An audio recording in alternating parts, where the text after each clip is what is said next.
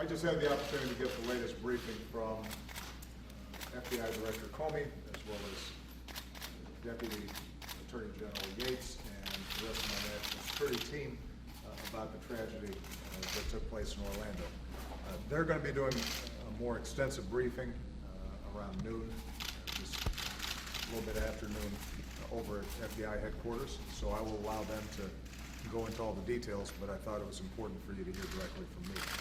First of all, our hearts go out to the families of those who've been killed. Our prayers go to those who've been wounded.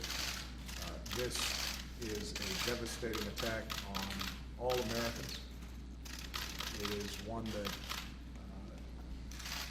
is particularly painful for the people of Orlando, but I think we all recognize that this could have happened anywhere in this country, and we feel enormous solidarity and grief on behalf of the families that have been affected. The fact that it took place at a club frequented by the LGBT community, I think is also relevant. We're still looking at all the motivations of the killer, but it's a reminder that regardless of race, religion, faith, or sexual orientation, we're all Americans, and we need to be looking after each other and protecting each other at all times in the face of this kind of terrible act. With respect to the killer, there's been a lot of reporting that's been done. It's important to emphasize that we're still at the preliminary stages of the investigation, and there's a lot more that we have to learn. The one thing that we can say is that this is being treated as a terrorist investigation. It appears that the shooter was inspired by various extremist information that was disseminated over the internet. All those materials are currently being searched, exploited, so we will have a better sense of the pathway that the killer took in making a decision to launch this attack. As Director Comey, I think, will indicate, at this stage we see no clear evidence that he was directed externally.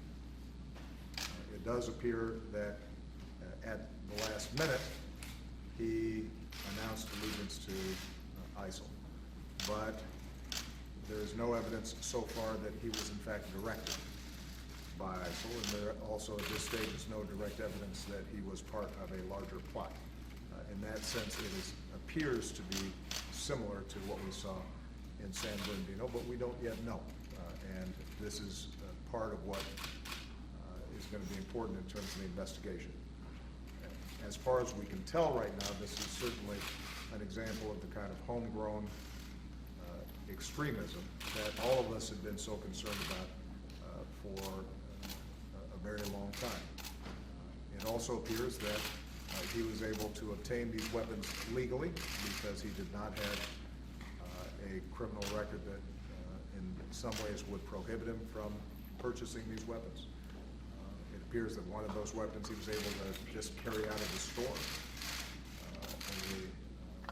an assault rifle, a handgun, a Glock, which had a lot of clips in it. He was apparently required to wait for 3 days under Florida law. But it does indicate the degree to which it was not difficult for him to obtain these kinds of weapons.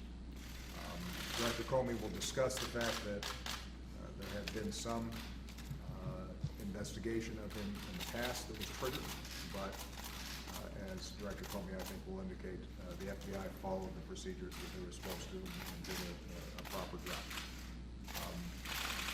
At the end of the day, this is something that we are going to have to grapple with, making sure that even as we go after ISIL and other extremist organizations overseas, even as we hit their leadership, even as we go after their infrastructure, even as we take key personnel off the field, even as we disrupt external plots.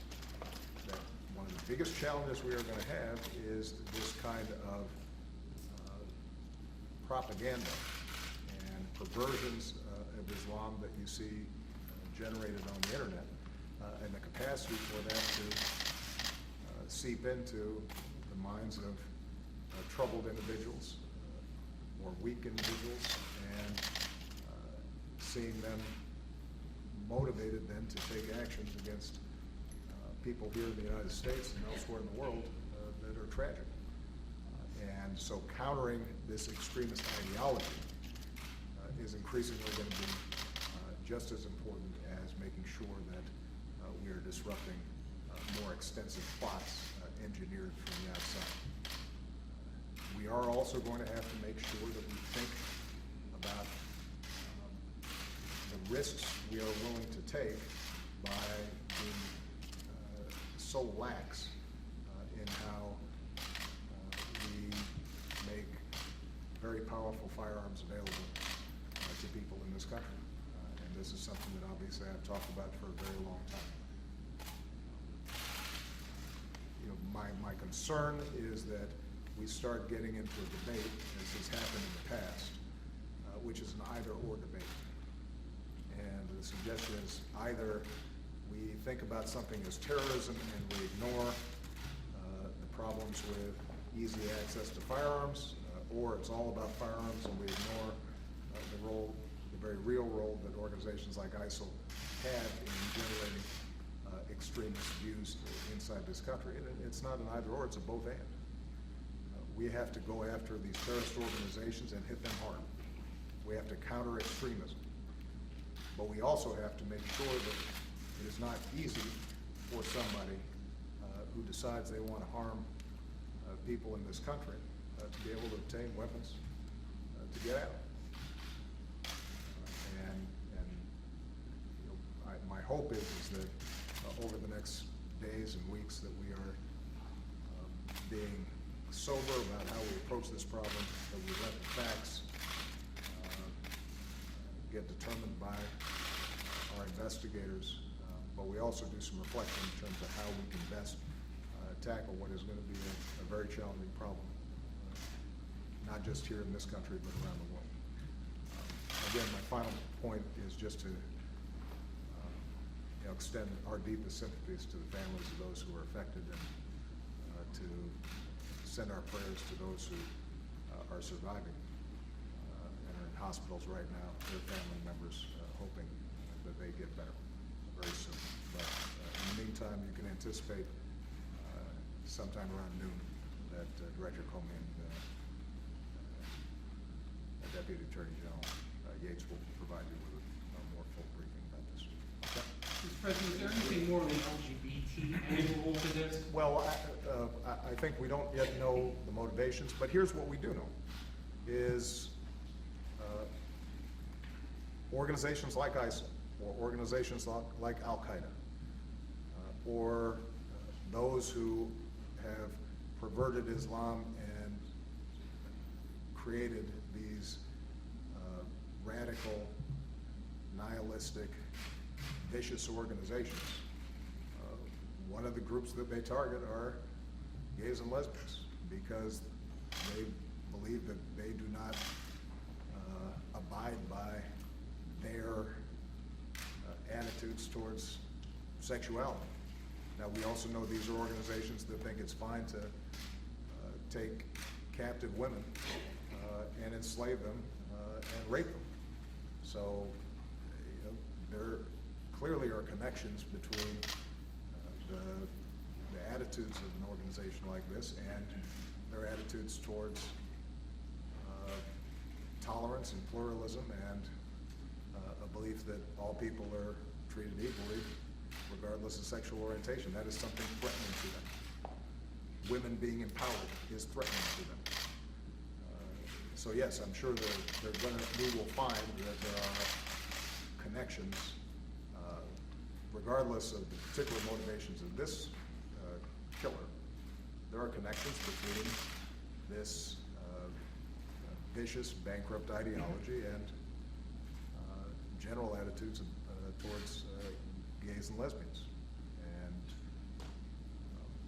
And unfortunately, that's something that the LGBT community is subject to, not just by ISIL, but by a lot of groups that purport to speak on behalf of God around the world.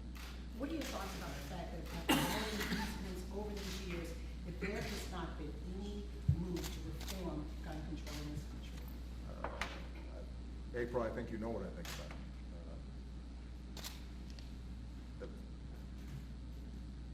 The fact that we make it this challenging for law enforcement, for example, even to get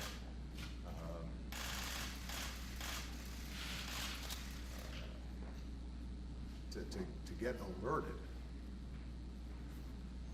that somebody who they are watching has purchased a gun. And if they do get alerted, sometimes it's hard for them to stop them from getting a gun, is crazy. It's a problem. And we have to, I think, do some soul searching. But again, the danger here is that then it ends up being the usual political debate, and the NRA and the gun control folks say that, Obama doesn't want to talk about terrorism. And if you talk about terrorism, then people say, why aren't you looking at issues of gun control? The point is that if we have self-radicalized individuals in this country, then they are going to be very difficult, oftentimes, to find ahead of time.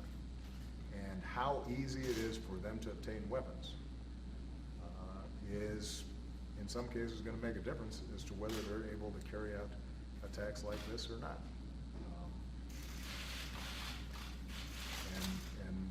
We make it very easy for individuals who are troubled or disturbed or want to engage in violent acts to get very powerful weapons very quickly.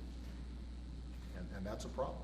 It's a problem regardless of their motivations. It's a problem for a young man who can walk into a church in South Carolina and murder 9 people who offered to pray with him. It's a problem when an angry young man on a college campus decides to shoot people because he feels disrespected. It's certainly a problem when we have organizations like ISIL or Al-Qaeda who are actively trying to promote violence and are doing so very effectively over the internet. Because we know that at some point there are going to be, out of 300 million people, there are going to be some individuals who find, for whatever reason, that kind of horrible propaganda enticing. And if that happens, then that person can get a weapon. That's a problem. All right. Thanks, everyone. Thank you, guys. Thank you, guys. Thanks, guys. All right.